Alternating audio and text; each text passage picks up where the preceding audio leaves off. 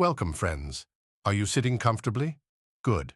Because tonight, I'll take you on a journey into the heart of Scotland, where the mist clings to the hills and the past refuses to stay buried. This is a tale of an ancient castle, a hidden room, and a curse that should never have been disturbed. So, settle in, dim the lights, and prepare yourself for the story of the witch's curse. In the remote Scottish Highlands, where the air is thick with the scent of damp earth and the hills roll endlessly into the horizon, there stood an ancient castle. Its stone walls, weathered by centuries of wind and rain, loomed over the surrounding countryside like a sentinel of forgotten times. The castle had been abandoned for decades, its halls silent, its windows dark. But in September of 2010, it found new occupants. Mark and Sarah, an American couple in their 40s, had left behind the chaos of New York City for the peace of the Scottish countryside. They had no children, just each other, and a shared dream of restoring the castle to its former glory.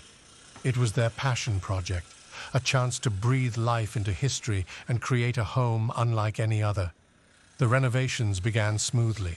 Workers came and went, the sound of hammers and saws echoing through the halls. But one evening, as the couple explored the dining room, they noticed something strange. A faint draft seemed to seep through the stone walls, and when Mark tapped on one section, it sounded hollow. Curiosity got the better of them. With a crowbar in hand, Mark pried away the stones, revealing a hidden room. The air inside was cold and stale, as if it hadn't been disturbed in centuries. And there, in the center of the room, lay a skeleton. The bones were brittle and yellowed with age, but what caught their attention was the object clutched in the skeleton's bony fingers, an old leather-bound book. Its cover was cracked, and strange symbols were etched into its surface, symbols that seemed to shift and shimmer in the dim light. Mark immediately called the police. The authorities arrived, carefully removing the skeleton for further investigation. But the book was left behind. That night, as the couple lay in bed, the castle seemed to come alive. It began with a faint sound, soft crying like a woman weeping in the distance. Then came the footsteps, slow and deliberate, echoing through the empty halls. Mark grabbed a flashlight and searched the castle, but there was no one there. The next morning, Mark decided to place the book in the castle's library, thinking it might be a valuable artifact. But the strange occurrences didn't stop. Over the following weeks, the couple experienced a series of unsettling events. Doors slammed shut on their own. Crockery moved from one place to another. And one night, Sarah swore she saw a shadowy figure standing at the top of the staircase, watching her. Desperate for answers, the couple decided to dig into the castle's history. They visited the local pub, hoping the villagers might know something. Over a pint of ale and a dram of whiskey, they asked about the castle's past. The locals exchanged uneasy glances before one elderly man finally spoke. He told them of a dark chapter in the castle's history, a tale of witchcraft and vengeance. Centuries ago, the castle's laird had brought in a witch hunter to deal with a woman accused of practicing dark magic. The woman was tortured in the castle's dungeon for days, but she refused to confess. Eventually, she died, and the laird, fearing her wrath even in death, ordered her body to be bricked up in the castle's chapel.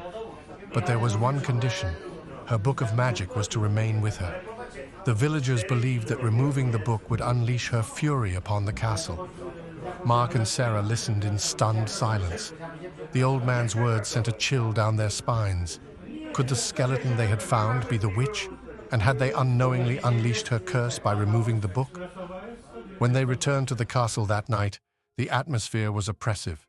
Shadows seemed to move on their own, and the air was thick with an unexplainable tension. As they entered the library to retrieve the book, a blood-curdling scream echoed through the halls. The couple grabbed the book and made their way to the chapel, the sound of footsteps and whispers following them. The chapel was cold and dark, the air heavy with the scent of damp stone. Mark worked quickly, placing the book back in the hidden room. But the witch wasn't done with them yet. As Mark began to brick up the room, Sarah screamed. A shadowy figure loomed behind him, its eyes glowing with an unnatural light. Mark worked faster, his hands trembling as he placed the final stone. The moment the room was sealed, the castle fell silent. The oppressive atmosphere lifted, and the couple felt an overwhelming sense of relief. That night, as they sat by the fire, Mark and Sarah made a pact. They would finish the renovations and sell the castle. Some secrets, they decided, were better left buried. And so, the castle stands to this day, its halls quiet once more. But if you ever find yourself wandering its grounds, beware, for the witch's curse lingers still, waiting for the next unsuspecting soul to disturb her rest. Good night, friends. And remember, some doors are better left unopened. Thank you for watching. If you enjoyed this video, don't forget to like, comment, and subscribe for more.